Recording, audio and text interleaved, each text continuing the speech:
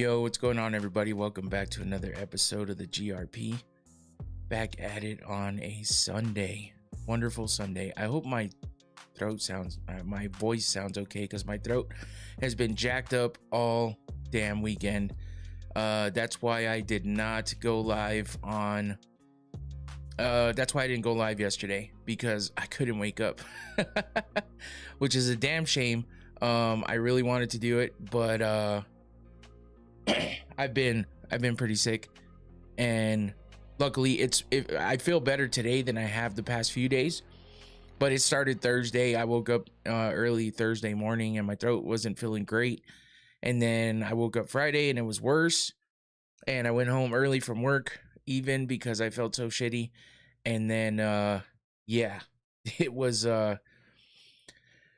yeah, man, it sucked. Yesterday was real shitty, but luckily, by the end of the night, I got out of the house for a little bit and was able to get over it.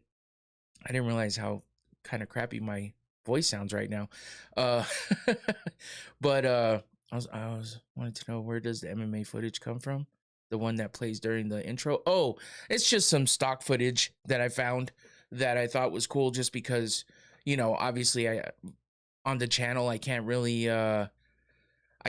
play like actual actual fights or anything like that. Like, I don't want to try to deal with the copyright stuff. So yeah, it's just stock footage that's, fair use or whatever.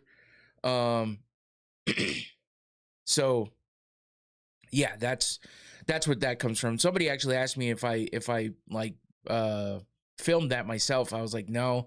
I mean, I wish. It would have been a cooler story or a better backstory to it. But yeah, it's just some stock footage I found. So I figured it was cool just because it's, some training footage, kind of getting ready for the show, getting ready for a fight, correlation.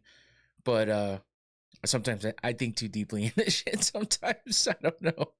I guess at least I put some thought behind it. What I say about Zhang, man. Yeah, you were right, Tyler. And I should have changed up my pick, because you were 100% right. That was a good call on your part. I was listening to Thursday's pod, and the guy who almost ran you off the road, what happened? Oh, well, the truck I was driving couldn't go past 75. And I wouldn't pass people unless they were going slow enough where I knew I could get past them and be able to pass them up and not like stay stuck in the left lane. And this guy was going slow enough for me to do that. So I tried to pass him. He sped up. And then as I'm like in the middle and I just can't go any faster, there's somebody behind me, so I can't necessarily slow down that much. And I started to try to slow down, but then he decided to swerve into me. And then he starts yelling at me and pointing at me. So I finally, like, he held back a little bit. I got ahead of him. I moved over. He moved over, got past or moved over into the left lane behind where I was, and then just stayed there for a minute. So I was kind of like, come on, man, I thought you wanted to go. And then he got even more mad. So then he came after me again, trying to get me to pull over. Yeah, it was a semi. It was a that happened, but he did it to like two other people, as I was probably on the road, down the same road with him. I could well, I was in a truck too, I'm in a moving truck, so I'm not like as low as a normal. How could you see him through his window? Is that what you're saying? How could I actually see what he was doing? But anyway, yeah, he was he was making himself seen and known. But yeah, he did it to a couple other people too. He would be in the right lane, people would go to pass him, and he would speed up and wouldn't let them go. Yeah, like a U-Haul. I was in a budget truck, so and they fucking had a governor. Like, what the hell? I couldn't go past 75. So if I wanted to pass somebody, I actually had to be able to pass them, and he sped up, so of course I couldn't pass him. He thought I was just being a dick, staying alongside of him, and I was like, ugh. Yeah, so it didn't work out very well. But yeah, that was the backstory to that. Yeah, like I said, just been sick, so excuse my throat clearing and the raspiness, but it is what it is. We're gonna get through it. I wanted to make sure I did the show today. I feel a lot better today than I did. Have I ever gotten into a fight with a stranger? Oh yeah. A few times. Out in public, yes. Yes, that's usually where that happens. Yes, definitely done that. If you get a 1997 Chevy pickup with a 4.34 tech like me, you can have a problem. Well, that's messed up. Have you ever been tried in the grocery store? Yeah. In the grocery store, not. I don't think so. But yeah, yeah. There's been a bunch of instances, man. Like just some guy that, I mean, there's been a couple times where I've just been a dickhead and being young and dumb and causing drama and bullshit. Somebody looks at you stupid and you say something and then they say something and then you're like, well, I'm not going to let him get away with that. So then you say something worse and then shit goes from there. And then there's other times where I was defending people. Somebody came after a friend of mine or was trying to hit on our girls and wouldn't leave them alone. We're being creepy and stupid, and we weren't there. So then when we made our way back because we were getting food or something, make our way back to the girls, and they're like, these motherfuckers won't leave us alone. And yeah, so we had to get down. That's how that goes. So I gotta take the entire on-ramp to hit highway speeds every time. Oh shit, that sucks. In a bar fight, yes, I got into a bar fight during a beach party in a bar where they literally put beach sand down on the floor. So yeah, it was pretty much like if I was on a beach. That was dumb. That was dumb. But I mean, I won that fight. Dude didn't get any hits on me. I got all the hits on him. He got kicked out. I got to hang out, and luckily I had friends in the bar too. So yeah, I got stories, man. I was just long stories, man. Some of these just like I said, the bar fight one was just somebody bumped into me on the dance floor, I think, if I remember right, or this guy just kept bumping into people. So of course I was like, I kind of caught him one time and was just like, hey man, chill the fuck out, like keep bumping into people. He's like, what the fuck did you say? And then it went from there. So he tried to double leg me. I elbowed him on the side of the head, and then he fell to the ground, and I just wailed on him, ground and pound, and then I got pulled off. So that's literally what happened. That was the whole thing. I saw that fight. It was like McGregor versus Aldo. Oh man, yeah, it was fun times. A lot of times. I mean, I've lost a couple fights myself, causing fights when I've been drunk, being stupid, and 2006. No, this was probably, actually that bar fight one was probably like 2010, maybe 2011, something like that. The last time I got in a fight was at a friend's house because his friend got too drunk and stupid and did some crazy shit, and I didn't want to do anything because it's my friend's house and it's his friend. But guy wouldn't stop, and he was getting crazy, and my kids were there, my wife was there, and I was like, okay, that's it. And yeah, I choked that guy out and I put him to sleep. He was snoring on the sidewalk. But I got my hits in on him later because he still didn't stop after that. But he's yeah. Did that guy try you, or was he just being belligerent? Yeah, he was just being belligerent and being stupid and started, just doing stupid shit around the house, scaring people, and I'm just like, all right, that's enough of that. So but yeah, like I said, my kids were older still, but just things like that happen, man. Sometimes that was the last time I got in a fight. That was a while back. It's been a minute. But yeah, the guy in the semi was trying to get me to get out and do something. I would have had my wife and daughter and a dog. I should have got the dog on him. The dog probably would have fucked him up. It's a part husky, part German shepherd. So anyway. Yeah, that's the other thing. Guy in the semi might have had a gun. True. Yeah, probably because the guys in semis. Hey, listen, I understand they get fucked with a lot, and I'm sure they're tired of it after a while. But when he's the one being the dickhead for no reason, it's like, just because somebody reacts to you doesn't mean that they're trying to start shit with you.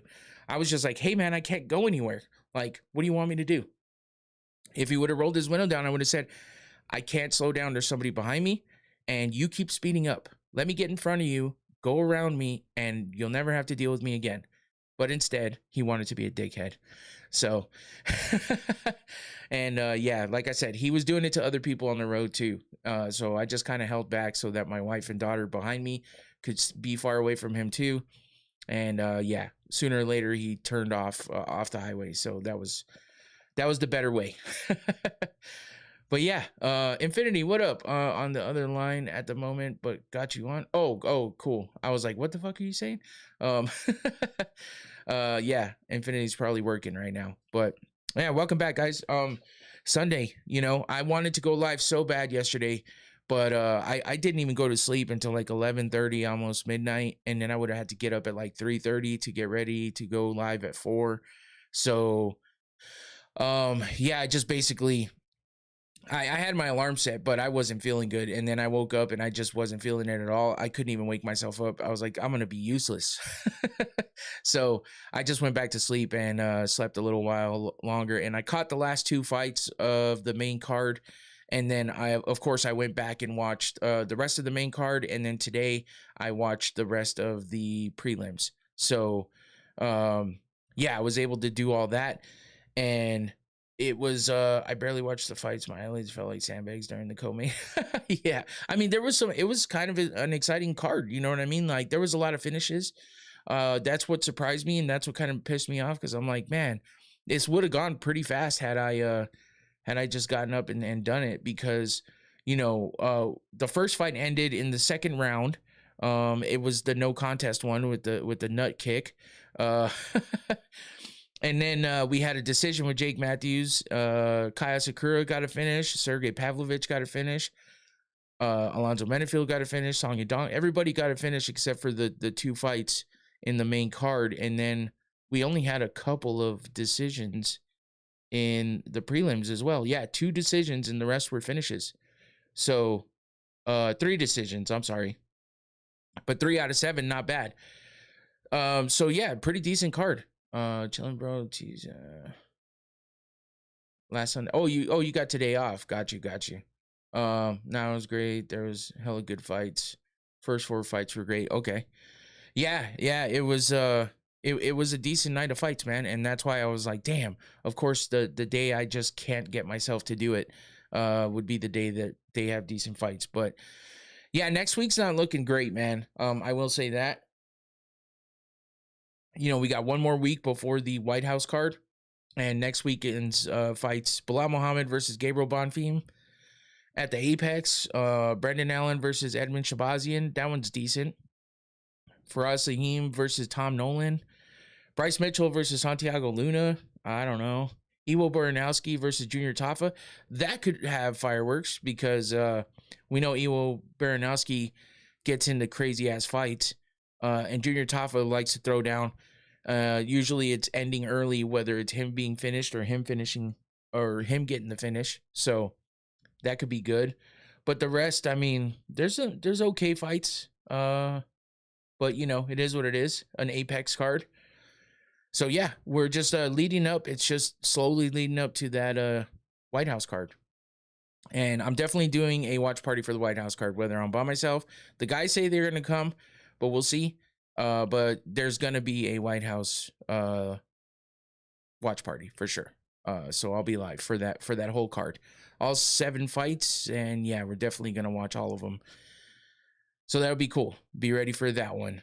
Before I get too much further, I need to take a hit of these Noctane smelling salts and give a shout out to my sponsor, Noctane, of course, with the red cap, the most potent bottle. Let's get a nice whiff of this.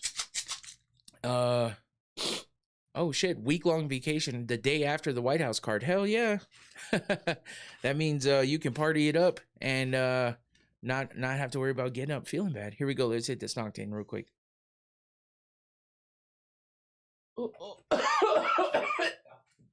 Ooh. Oh man. Ooh. That actually felt like it cleared me up a little bit though. That's kind of what I might have needed that. Yeah, that's a good way for that to work out, Antoine. Holy shit. That hit me hard.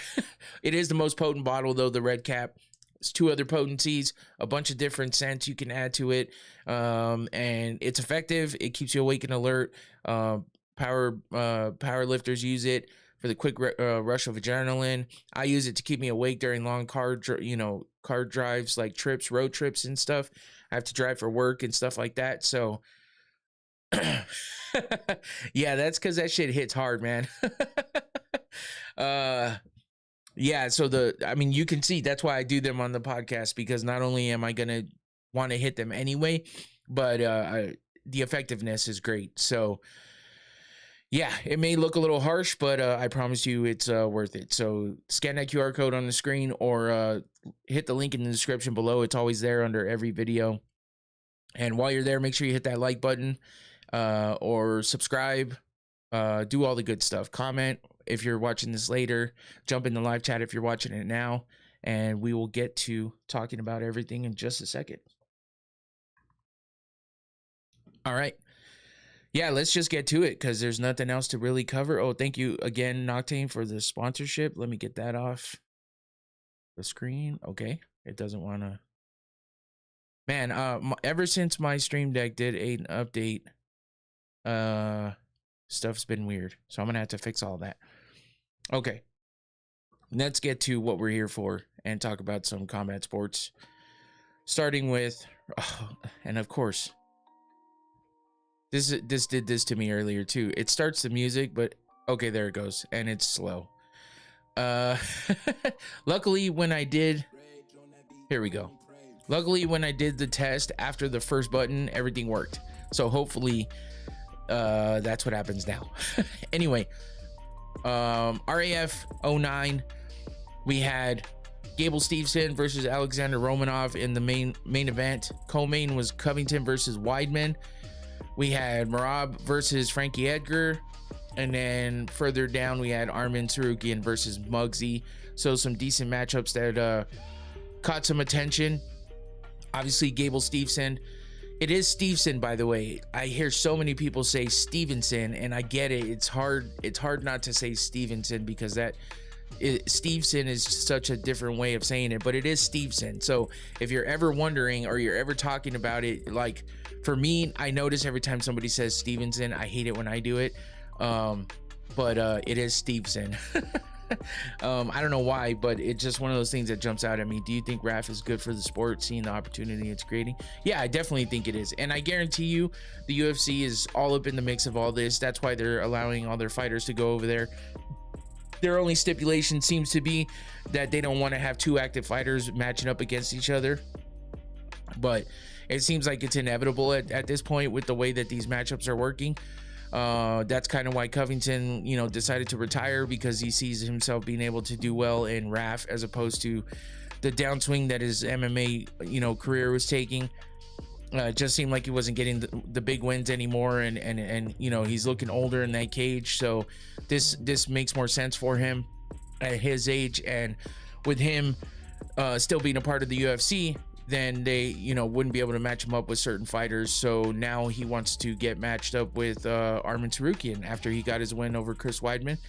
We'll touch on that here in just a minute. But Gable Steveson gets his RAF debut and gets a win, tech fall win, actually 10-0 over Alexander Romanov. Romanov looking pretty big in there, man. He's looking with that gut, with that what's it called? I forgot what it's called. Oh my God. What is the uniform called? Somebody help me. My brain is fried from being sick this whole weekend. Anyway. Yeah, Romanov looking big in there, but Gable Steveson still looking sharp, throwing him around, doing what he had to do, gets a tech fall. He basically, sorry about all the throat clearing, man. It has to be done. But Steveson basically just controlled the entire match and got that tech fall 10-0 over Alexander Romanov. So not much to talk about there, except for the dominance that he showed in his first RAF outing. But that's his sport, that's his game, that's what he does best, and we all know that that's the world he came from. So it makes sense for him to be dominant in in that aspect of the sport. So we had Colby Covington versus Chris Weidman. Like I mentioned before, Covington gets the win over Weidman in it was a close one. I think decision win at 5-4. So Weidman looked like he was doing well early on, and he was able to give Colby some competition. But Colby, they were both All-Americans, you know, they got the tattoos or whatever, and yeah, Colby was able to edge him out though in the end and get the win over the newly Hall of Famer Chris Weidman in the UFC. And now both of them former UFC fighters matching up against each other in RAF. So it's cool to see, man. I mean, it's something that's not too crazy, you know, these guys that maybe their chins aren't holding up well in the cage, or they're just not able to get any wins, come over to RAF and are able to be successful there, just have some fun, make some money while they're at it, and, you know, keep their name in the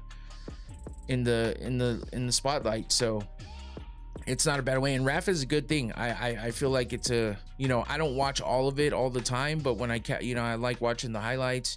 I don't really feel like the need to pay for Fox Nations to, you know, be able to watch it all the time. I mean, I would love to, but also, I mean, it's just wrestling. So I like wrestling a lot. I've just never been a fan in that manner, but it's cool to see. I watch all the highlights, and for me, that's watching the highlights is good enough, I feel like. And RAF is just one of those fun things. So I'm definitely got to talk about it because there's a lot of notable names going on in, you know, going up in the sport. And now, like I said, Armin has been kind of the face of RAF. He's been doing a lot with them, and he's been keeping himself busy there. He's fought, I mean, he's had matches with them way more than he has with the UFC as of late. And now Colby Covington is talking matchup against him in RAF 11. So that is looking like it's going to be next month in July 18th. So I assume that means they're going to have one more event before then, because this was RAF 9. That means they'll have one more event before RAF 11 with Armin on July 18th. So Armin versus Covington, we'll see. Armin's been pretty damn good. I think he's undefeated in RAF right now, and he won once again. But before we get to Armin, we'll talk about Merab, because Merab actually matched up against Frankie Edgar, and that was, you know, again, Frankie Edgar being one of those guys who was not having luck in MMA, and, you know, took one too many shots to the head, I think, and his chin was questionable. So going over to RAF makes sense. But, you know, you get a high-level opponent who's still an active fighter as well in Merab. Merab's just a beast, man, so it's tough. And but I mean, it's a good matchup or whatever, but I feel like, you know, it's a tough one for Frankie. So he got tech fault as well, 12-1, and you know, Merab did his thing and had fun celebrating his win. So yeah, let's see what else. Oh, and then Armin, of course. Armin was down a little lower on the card, but he took on Muggsy, who is some kind of, I don't know, influencer guy or some shit. But yeah, he won via tech fall as well. So Armin just continues on that winning streak that he's gone on in RAF. So it's good to, I mean, at least he's keeping busy. But man, we need to get his ass back in the UFC. Like, what are we doing? You know, make weight, don't have any weight problems, and make your way back to the UFC. I mean, he's in it, but he just hasn't fought. So it's like, what are we waiting for? So we'll be definitely waiting to see him get back in there. But as far as RAF goes, pretty good card and pretty good results. And, you know, just a fun little thing for these guys to do outside of everything else to continue to compete and make money. So, and RAF's doing big things. So it's a good thing to see. All right, let's get to UFC Macau and the recap for the fight night that happened yesterday morning. As we all know, super early. Once again, I apologize for not making it to the for not doing the watch party. I really wanted to, but I just could not wake up, and I would have been pretty much useless. I would have been clearing my throat a hell of a lot more than I am right now. That's for sure. And I know just with the way I feel right now from talking as much as I have been, just in the past 25 minutes. 3 hours of nonstop talking probably would have been bad. You didn't wake up either? Well, you said you weren't going to, Tyler. I know you said I'm not waking up for that shit, so I get it. I actually did wake up. I still woke up at like 6 o'clock, so I only slept like 2 more hours after I tried to wake up. But that's why I caught the last 2 fights, I think, basically. So I think I started watching like right at the end of the Mennefield fight. So I rewound and caught the actual fight, and then I watched the main event live. So yeah, I still woke up kind of early, but I felt like absolute garbage. I woke up at 3:30. It was yeah, that's tough. Anyway, sorry. Like I said, pretty decent fight card. I mean, we had a lot of finishes, only a few decisions, and some you know, some controversial stuff going on in there a little bit. But we'll get started with the main card and work our way from the bottom to the top as usual, with Song dominating before the finish. Yeah, I think so. I mean, it was pretty much a build up, and I mean, I think Figgy, he held his own a little bit, but yeah, Song was pretty much in control. Perfect. Oh my god, now I'm sneezing, like what the fuck. Ooh. All right. Let's hope no more of that. Okay, so we'll get started with the first fight of the night, which was the controversial one, and that was yeah, Figgy's just not looking great, man. Oh, what the fuck? Hold on. There we go. That's what happened. Song, now it doesn't look like much, right? But at the other angle, you could kind of see where he actually caught the cup. Okay, so Sumudarji like kicked Perez in the junk, right? Well, sorta, he grazed it, but I don't know if the cup just maybe pinched a nut or something. But man, Perez went down pretty good. Like, he grabbed his crotch area quickly, and then, you know, and that's what makes me think that it actually hurt him. And then he was on the ground rolling around and just in an immense pain. And then they brought out the bucket, and he started, you could see his stomach. I don't know, maybe it was a good acting job, I'm not sure, but one way or the other, he was puking. I guess the ref at one point in time said something about it just being saliva, but it's like, what are you really gonna puke up, you know? Like, if you just feel the need to puke because you got kicked in the nuts, I mean, that's pretty bad. But the replay doesn't do it much justice. Like I said, I think it was more of a graze. The only thing, me having experience wearing a cup in baseball, because I played baseball for most of my life when I was younger, and you know, sometimes if whatever's holding your cup in doesn't, you know, some of these guys don't even wear anything to hold it in there, they just put it in there. So it's a weird time for you to jump in, Infinity. but yeah, so sometimes it depends on what's holding your cup in. And listen, it does get to a point sometimes where you know, like, if your cup shifts a certain way, it could pinch a nut, man. Honestly. or you know, or worse. But yeah, I mean, so maybe the grazing of the kick like did something weird, but he looked like he was in a lot of pain. But then it started to look like damn, man, what's going on here, because he just kept sticking his head in that bucket. So they called the fight, they called it a no contest. There's a lot of people online just talking shit about how he was just acting and this, that, or the other thing, but I mean, really, who's to know? You know what I'm saying? It's one of those weird situations where it's hard to tell.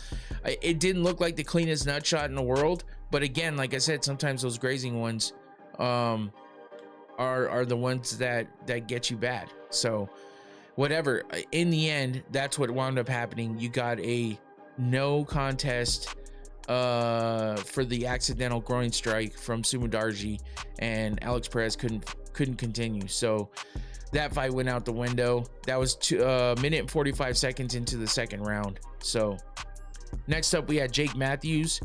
Wait a minute, what's happening here? Jake Matthews versus, hold on, I gotta fix my stuff here. Carlston Harris was your second fight of the night. My shit got all fucked up. What happened here? Okay. So yeah, Carlston Harris versus Jake Matthews. I mean, Jake Matthews pretty much dominant performance on his part. It seemed like he pretty much cruised his way to a unanimous decision victory over Carlston Harris. You know, oh yeah, Holly Holm. I don't think that was her fault, man. I forgot about that one. Another controversial thing with the boxing fights that happened, the MVP fights. Holly Holm was fighting I forgot her first name, Han. But yeah, it pretty much seemed like Holly Holm was winning that fight. I feel like there's really not much of a question. Yeah, Serrano won her fight for sure. If I remember correctly, she was the co-main, right, or the third fight, something like that. But yeah, Holly Holm should have won that fight, man. It's another one of those things where boxing, yeah, the boxing was just boxing's just corrupt as shit, man. It sucks. So and Holly was pissed about it too, because, you know, she said it herself, like people's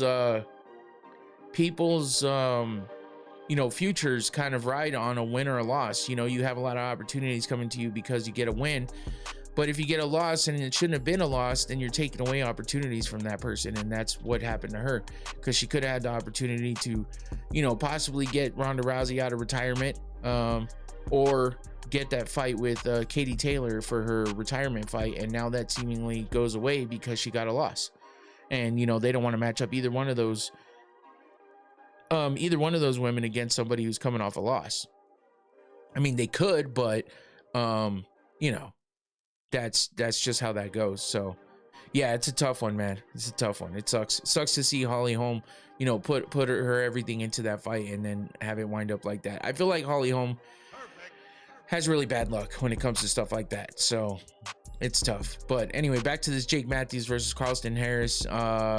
Matthews, you know, Harris was a replacement opponent that kind of stepped in, but Matthews just, you know, he basically just kept to his game, knew what he was gonna do, and you know, bounced back from a loss, winds up coming out here putting on a dominant performance, and winds up getting a win, you know. And I mean, kind of a safe win, I would say.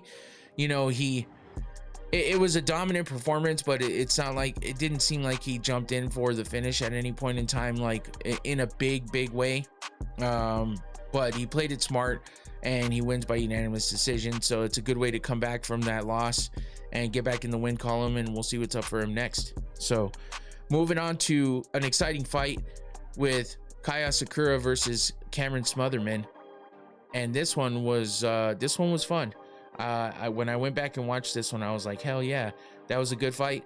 A minute and 50 seconds into the first round, you get a TKO win from Kaya Sakura over Cameron Smotherman. And you know, this looked like what did I say about Smotherman too? Now you're right, man, Tyler, you definitely called him. I did actually go with Asakura in my picks, so thankfully I wasn't wrong about that one. But yeah, I don't know if you saw the weigh-in. Smotherman pulled a little fake feint and, you know, just kind of joking around about what happened last time when he passed out on the stage after weighing in, which was kind of scary because he straight up face planted on that stage. So yeah, his coach looked a little tripped out when he did that, but at least that did not happen again. But he did fall in the fight after he got knocked out from Kaya Sakura, landing that overhand right. And as you can see, a couple lefts as well here in these two pictures. A minute and 50 seconds into the first round, Asakura, you know, just looked fast as hell, man. Dangerous. He came out fast and furious, and you know, obvious speed advantage. Landed several clean shots, and then dropped him with you know, the big overhand right. And then Smotherman got back to his feet, but then he was kind of trapped up against the cage, and Asakura just pretty much unleashed a barrage of punches and forced the stoppage. So Asakura is just, that's the guy that we thought was coming in for the that's the guy that we thought was coming in to win the title against Pantoja. And we didn't see kind of any of that. So it looks like now he is he's definitely settling into the UFC. He finally gets his first official UFC win, so now he's 1-2 in the UFC. Obviously not the biggest, best opponent in Cameron Smotherman, but it's a way for him to get a win and get his UFC career on track. Now if he can keep up this kind of momentum in his next fight against another opponent that is hopefully a little better than Smotherman, then he can start putting together some wins and making a run. But yeah, he looked more comfortable, more explosive, and more confident in this fight than he did before. So he kind of reminded, hey, what's up, all is good, appreciate you for jumping in. What's happening with you, man? But he kind of reminded everybody why he was coming over from Ryzen and what he did over there, delivering a good knockout like that, and then getting a performance bonus as well. So of course he had to get one for that. That was a damn good outcome for him. Is Kai young enough to challenge the bantamweight title? Yeah, I think so. I think he's got potential, but I mean, listen, it's his first UFC win. He's got some work to do, and if he keeps fighting like this against higher level opponents, he's definitely got potential to get up there and fight for that title and actually put up a good fight. But we got to see more out of him. We definitely got to see more out of him, and we got to get just a good win streak going with tougher opponents as well. So yeah, now that he's in bantamweight, it seems a little better off than he was doing over in flyweight, and yeah, we'll see what he can do. So that was a good, exciting fight, and then we continued with that as we went into the heavyweights with Sergey Pavlovich versus Telson Teixeira. I totally fucked this one up. I don't know why I was picking Teixeira. I just had a weird feeling that maybe he was gonna come out and do something big, but I don't know. For some stupid reason, I underestimate Pavlovich all the time, and I'll tell you right now, I won't do that anymore. Tommy, hey, how you doing? Welcome in. Appreciate you for jumping in. Do you think other promotion championship belts hold weight? Antoine, I don't know, man. I don't think so. You know what I mean? Because we have a good representation of that when it comes to the women in the prelims, when we had Angela Hill versus Zhang or whatever her name was. We'll get to it, obviously, but yeah, she was a multiple time champion in the same weight division in one championship, and Angela Hill just kind of she just kind of bitched her around, if you know what I mean. She had her way with her, and Angela Hill's a tough opponent, but somebody who was a champion that many times in another organization, yeah, Hill dominated to like crazy, man. That was a crazy fight for her. But yeah, if she could fight like that against everyone, she'd have a hell of a better record. But it just doesn't work out for her that way. But anyway, same thing with Pavlovich here. Like, for some reason, I underestimated him. I was thinking Teixeira is going to be hungry to get a win. But, someone mentioned in the chat last week, too, that, he gasses. And he didn't even have time to gas in this one. 39 seconds into the first round. But I bet he would have gassed in this one against Pavlovich. Pavlovich just looked sharp. He looked good all the way around. Came in confident and just cool and calm. Yeah, and DeRitter was a double champion. Exactly. One championship just doesn't seem to carry over. Ryzen hasn't done that well either. Obviously PFL, Bellator, those guys, up and down with. It's like the only outside organization that had fighters come over and do really, really well was Strikeforce. When Strikeforce ended and the UFC absorbed all their fighters, they got Luke Rockhold, DC, those are the two off the top of my head I could think of. But there were so many fighters that came over from Strikeforce that wound up becoming champions or were at least contenders, that, you know, it was hard to ignore. So Strikeforce has been the most dominant, like, outside organization to have fighters come into the UFC and do well. So obviously WEC as well, but that was kind of I want to say that was kind of you know, it was again the UFC absorbing, and the UFC didn't even have those weight classes until they got the WEC in here. So that was a different type of situation, but the WEC definitely had a lot of fighters come over and become champions or high level contenders. So I think WEC and Strikeforce for sure are the two major organizations that you can discuss having fighters that have done the best in the UFC. You think it's possible to be one of the greatest of all time in a division with just a Strikeforce or WEC belt? Yeah, I mean, I think we saw that with like Aldo, and Aldo's one of the greatest of all times, and he was a WEC guy that came in and just dominated until Conor McGregor caught up to him. Jacare Souza was one of the greatest middleweights of all time since he won the Strikeforce belt. Yeah, for sure. I just don't know that his career like wound up being as good in the UFC as it was when he was in Strikeforce. You know what I mean? But he's still obviously one of the best out there. So, yeah, and I mean, RDR still has time to become better and do better than he has been in the past. But, you know,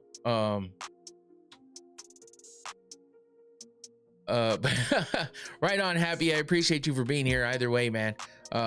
If nothing else, maybe you learned something from this. If you watch any fights or if you're interested at all, we go pretty deep here though. Obviously I know you've listened before, but I appreciate the sport, man. Well, for whatever reason you're here, I appreciate it. Is Gegard Mousasi one of the greatest middleweights of all time? I think he's up there. I don't know that I would he's like on that tier right below one of the greatest, you know what I mean? I think he's really, really good, but he just didn't do what he needed to in the UFC. Like, things just went a weird direction with him. So maybe not completely his fault, but you know, when you just think about the end result of his career in the UFC, all you can think of is the fact that, you know, he just didn't excel like we thought he would. So but yeah, Pavlovich, again, like I said, I underestimated him and I shouldn't have, and I knew better too. I was already second guessing it as I was talking about it in the preview of this fight night. So but Pavlovich just calm, cool, collected, and then violent. You know what I mean? He went after Tellison and caught him early on, 39 seconds into the first round, just demolished him and was able to get the finish. As you can see, big punches to the jaw, and then, you know, punching him on his way down, and you know, it was a barrage of punches at the end that was able to get the finish. So you know, Teixeira had a lot of hype around him.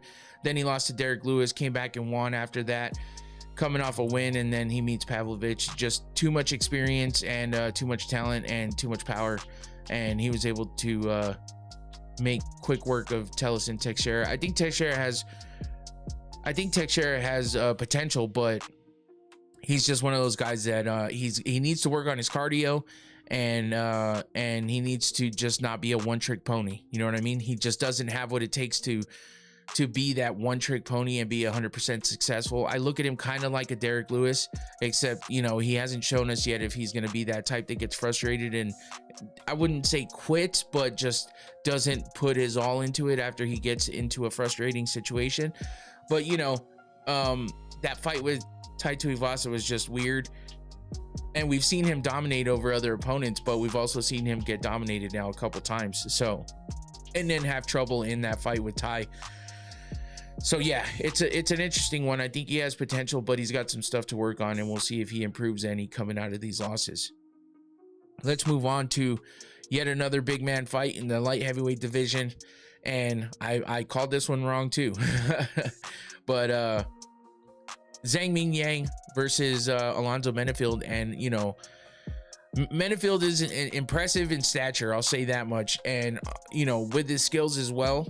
Sometimes, you know, when he in his losses, he looks like somebody who, you know, just isn't 100% in all aspects of the game, so he gets beat sometimes, and that's kind of everyone, you know what I mean? But at the same time, his losses have stood out to me more than his wins, and I'm not sure why until now, because I will say this was an impressive win over Zhang Mingyang, but you know, we've seen Mingyang kind of get handled before, like in his last fight against Johnny Walker, so it shouldn't have been too surprising, and I'm not sure why I thought Mingyang. I figured, you know, hometown guy was gonna show out for his home, you know, his hometown, but it didn't happen, and you know, he got knocked out 4 minutes and 15 seconds into the first round. You know, he was on a damn good win streak with a bunch of finishes before he got his last loss. And then, you know, Menifield is kind of off and on with the big finishes and the wins, but he came out aggressively and from the opening bell just kind of didn't really give Zhang the space he needed to, you know, work his game. Is Zhang a fraud to you now? No, I think I kind of knew it. I just kind of was hopeful that he was going to show out in front of, you know, in China, because that, you know, that's where he's from. But yeah, I just think that, you know, he got on that streak, he lost, and then how you bounce back is how I, you know, decide what I think of you as a fighter. You know what I mean? Not that like my that sounds pretentious, but I didn't mean it that way. I just mean that's how I form my opinion. And so if you can't bounce back from the loss in a good way, or you have a lot of rocky moments, of course you can always redeem yourself in the future. We've seen it happen over and over again, but also we've seen the guys that were on a big tear or on a nice streak and finishing people in the first. Look at Malcolm Wallmaker. You know, he gets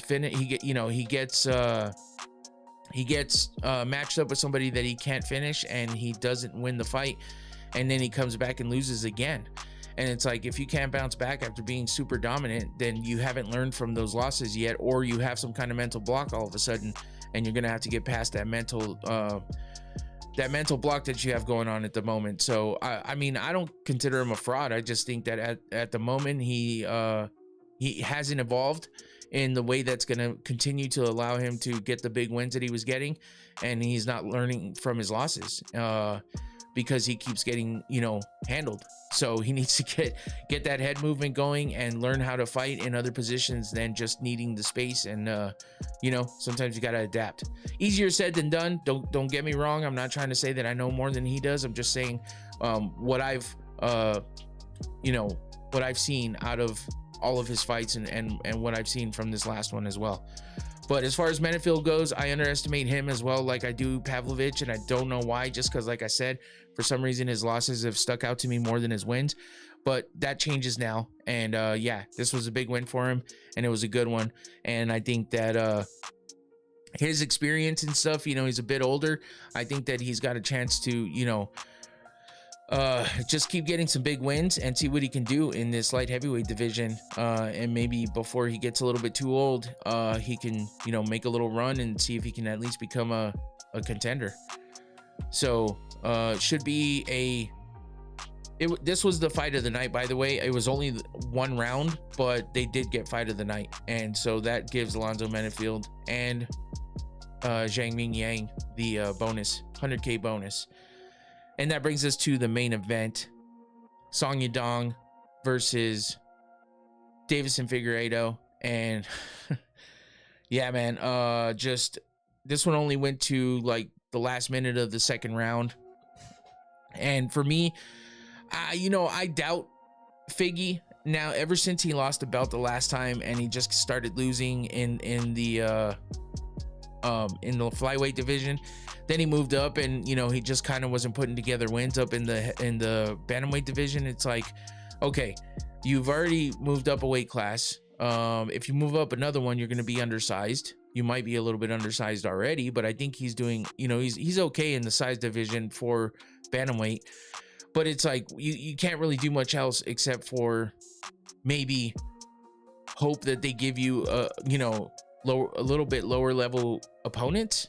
But the problem is you're a previous champion of another weight class, and now you moved up, so they're gonna look at you differently than just somebody who moved from that weight class to this one just out of pure, like, you know, necessity or whatever. and someone that hasn't been champ, they don't really care. They'll give them, maybe they'll build them up a little better, but because you were a former champ, you're going to get high level opponents. That's why you've got Corey Sandhagen, Chito Vera, you know, Song Yadong. But he just hasn't had the best of luck, and this puts him on, let's see, this is 2 losses in a row.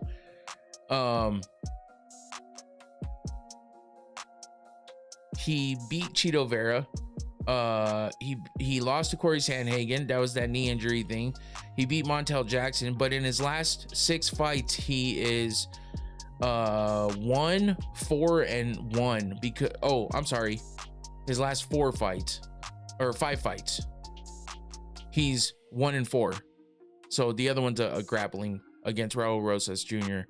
But yeah, so in his last fight, he had weight issues too. So it's like, come on, man, you moved up a weight class. What up, Magics?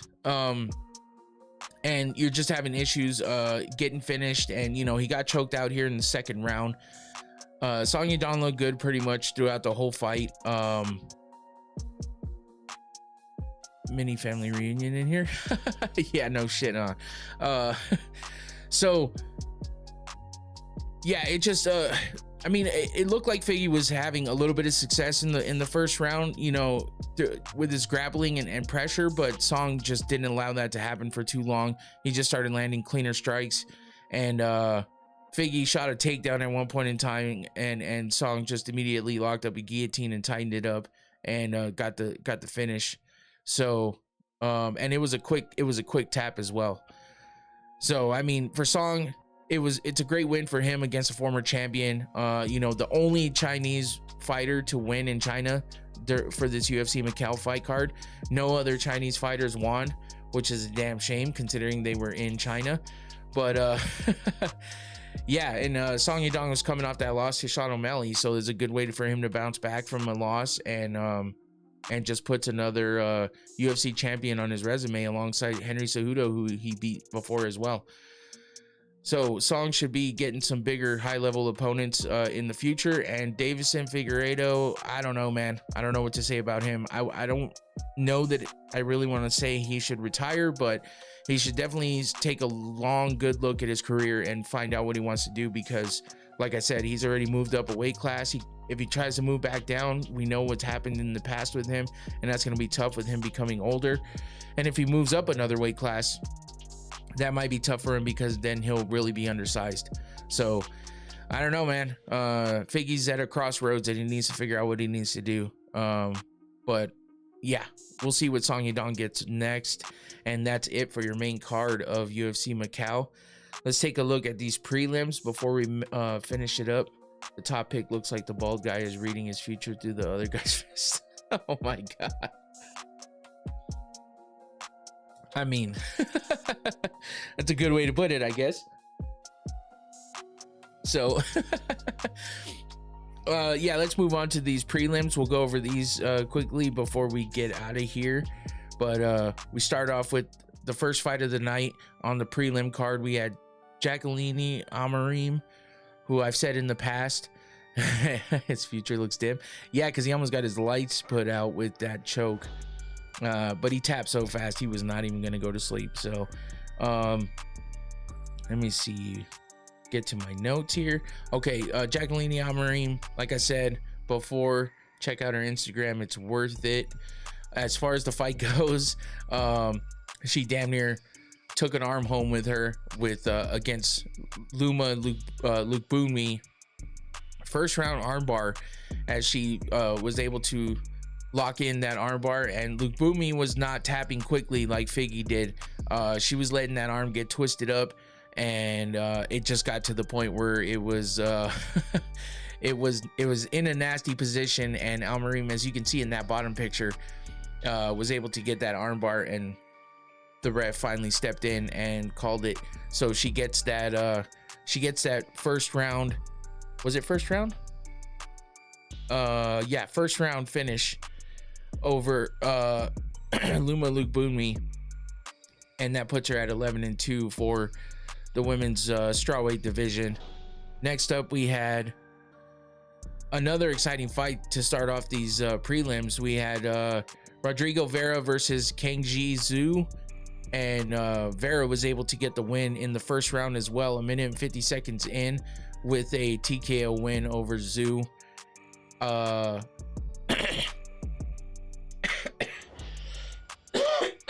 Sorry, still battling the sickness. Holy shit. But yeah, Vera just put the pressure on quickly and was able to, you know, show and prove that his striking was, you know, too much for Zhu, and got the early finish. Pretty impressive finish as well. And first round TKO win. You know, he caught him with those hooks and then dropped him and finished him on the ground with the ground and pound. Next up, back to the women's division, we had the fight we were talking about earlier, Angela Hill versus Jingnan Zhang. I think that's how you say it. But yeah, Zhang was a former champion in one championship, and she defended her belt 7 times, which is insane, in what looks like the atomweight division, or was it the strawweight division? I guess it was the strawweight division. But yeah, she was a champ, and she beat like Stamp Fairtex, Angela Lee. So she had looks like she had some pretty good opponents under that she beat. And yeah, she was not able to get anything done against Angela Hill. Angela Hill just pretty much looked like dominant over Zhang. I mean, I'll give Zhang this much credit. She took a lot of those shots and hung in there. You know, she got dropped in the first round. I think she might have got dropped the second time throughout the fight as well. But yeah, she just couldn't hang with Angela Hill. Angela Hill just, you know, crazy amount of volume, her movement, her footwork, and just being able to cut those angles and get Zhang in positions to open her up for her to land all of her strikes. She landed a few flying knees. She landed a bunch of elbows. You know, Angela Hill's 41 years old at this point, so she just doesn't care and just keeps going out there and getting wins. You know, she gets losses as well. She's almost a 500 fighter, but at this point, you know, she's one of those hardcore gatekeepers that if you can't get past her, you're gonna have a lot of trouble in the UFC. But if you can get past her, then that's a step up for you. So she just has a style that people have a lot of trouble with, and the volume she puts out there is too much for a lot of these opponents. Could a fighter like Angela make the Hall of Fame because of her records and longevity? I think so. I mean, I think it's possible, especially with the type of fighters that are in the women's divisions. If they really look and comb through the women's divisions, they're gonna find not too many fighters like her. And so I think that either she'll have, I don't know that she'll ever have a fight that goes into the Hall of Fame, but maybe, because I can't think of any off the top of my head that stood out. But I think that maybe she could become a Hall of Famer just because of, you know, her longevity. It doesn't seem like she's slowing down, and, you know, who knows? Kind of like Jim Miller. Yeah, her story is inspiring since she started at 24 and still had a long career. No doubt. Yeah, I do think she has a good relationship with the UFC too, so that helps out a lot for her as well. So yeah, we started off the night with you know, 3 pretty entertaining fights. Like, even though that went to a unanimous decision win for Angela Hill, it was still an exciting fight. Like I said, every time, you know, everything I watched from that fight was Angela Hill landing a bunch of big shots on Zhang, and she was, you know, she was handling those shots well. You know, she got dropped in that first round, like I said, but other than that, she was able to hang in there, and she did a decent job. But yeah, she still got handled and dominated by Angela Hill. So that's a tough loss for her first UFC fight. So moving on, we have Ray Suruya versus Luis Gurule. I guess that's how you say it. But I kept calling him Gurule. I guess that's weirder. So Gurule makes more sense, I guess. But yeah, we had another finish in this one after our first decision of the night. and it was a submission finish in the first round again. So that makes 3 first-round finishes early on in the prelims, which is pretty good shit coming from the prelims, honestly. But Ray Suruya was able to get the win over Gurule by cinching in this rear naked choke after he jumped on his back. It was basically, I mean, it was pretty quick. First round, 3 minutes and 19 seconds in.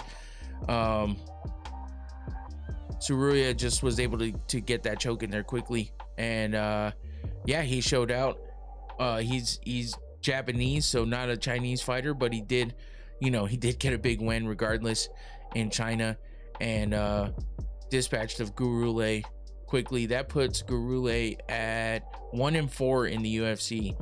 So he won his last fight, coming off his first win of in his UFC career, and now he lost again to Suruya, who is now 2-1 in the UFC. His last fight was against Joshua Van, where he lost by decision. So yeah, moving on, we have I almost pressed the wrong one. Corey Haddon versus I forgot how to say this name. Man, I totally forgot how to say it, because I heard him say it and I was like, wow, I would have never guessed that that's how you say that name. Yeah, I don't remember. But Aori is what I was saying before, because that's why they had it written out. Anyway, Corey Haddon got the win in this one. This wasn't another first round finish, but it was a second round finish. 2 minutes and 11 seconds in, he's able to catch the knees to the body and then take Aori down and finish him with ground and pound. So he got the early stoppage there. This was what was it? Corey Haddon puts him at 9-1, and that makes him 2-0 in the UFC with a decision win in his first fight. And for Aori, I believe this was his debut. No, he's been in here. He's 4-5 in the UFC. He's on a win-loss type of streak. So yeah, it was just that time to lose for him, and he got finished in the second round. So moving on, another decision that we had only 2 in the prelims, and that was Jose Souza versus Meng Ding. And this one wound up being a split decision, pretty close fight, but Souza was able to get the win, edging it out over Ding in a split decision. It was probably the closest fight on the prelims. You know, it was competitive throughout the fight. I think it's Enrique, right? I don't know why they have it here as Souza too, but Jose Enrique, his pressure, you know, he just put the pressure on and didn't let up, and was able to, you know, kind of steal the key moments and then get the win on the scorecards. So I think he pretty much got the win at the last bit of the third round there, where he put together some strikes and stuff, and Ding was kind of just like, you know, telling him to keep coming, and he was able to land some punches there at the end. But yeah, overall he got the win, and that was your other decision win. Close fight though. And then you have your last fight of the prelims. We had Luis Diaz versus Lee Yi Sok. Fucking tough names, man. But yeah, Diaz came out with the win here. Another finish in the first round, TKO win, as he gets the win over Yi Sok. And yeah, Diaz just had some really good striking. Man, he's just like, he carries himself like a, I don't know, I don't even know how to say it, like he's just stout, you know what I'm saying? How do you feel about the road to the UFC? You know what's funny is I don't even really watch it much, to be honest with you. I see some decent fighters coming out of there, but as far as watching the actual, like, you know, I don't know too many people that do watch it. So being good for the sport, sure. I mean, because it's bringing us prospects and possible, you know, high-level fighters in the end. But at the same time, I've heard of fighters that have been fighting a bunch of fights in the road to the UFC, fighters that are already in the UFC but then are fighting on road to the UFC too. It doesn't really make a whole lot of sense. And that was kind of some of the things that I had seen with Ultimate Fighter as well, when they weren't necessarily making it a comeback season or anything like that. They would take guys that maybe were out for one fight and then came back and were put into the Ultimate Fighter. And not to say that that's a bad thing, it's just, especially when you call it road to the UFC, but yet you're an active UFC fighter while you're also fighting on this like outside show thing. I don't know, it doesn't really make a whole lot of sense. So it is what it is. Keep bringing in the good fighters. That's all that really matters.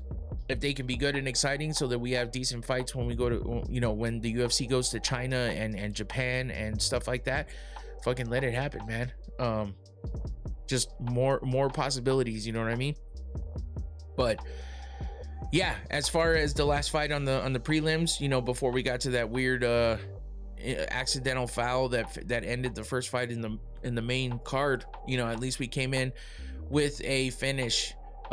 Diaz finishing Lee Yisak, and yeah, I mean, it was a good night in the prelims, good night of fights all the way around. Diaz winds up now that was his, actually I think that was both of their debuts.